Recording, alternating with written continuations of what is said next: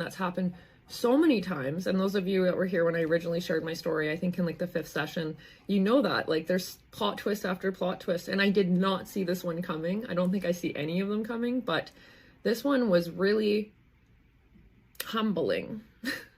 And I was sitting here on live with you guys and I was like, but I still have me. And that's a version of me before wouldn't have been so calm, right? But then it did come back around. I did have the fear, the anxiety, and it hid in corners that like, I think the fear and anxiety of like all my money disappearing overnight went into like other parts of like how I assess my relationships and how I assess like it just leached everywhere, and it was just so unnerving and uncomforting, you know what I mean? And like, of course, like fraud is not going to comfort you and hold you, you know what I mean? But it was just like, it's like I didn't have a face anymore, and it was just everywhere, and I didn't know what way was up. And if I wanted to, I felt critical of like my relationships, right?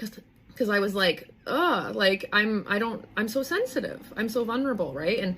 And how much is their fault and how much is mine, you know what I mean? Like, I think as, you know, late diagnosed, neurodiverse, or having a history with trauma, we look back and we're like, we always are trying to take responsibility for our part, our role in things and our experiences, but also not too much that we internalize other people being insensitive to us, right? This is a constant challenge and balance in my life, is honoring myself, but not, and holding myself accountable and growing, right? And being uncomfortable, but not so much so that the other person gets off scot-free if in fact they are being inconsiderate. And I don't even know if they're being inconsiderate because of that history of like trauma and all of these things that I know so many of you can relate to. It's just like, which way is up, you know?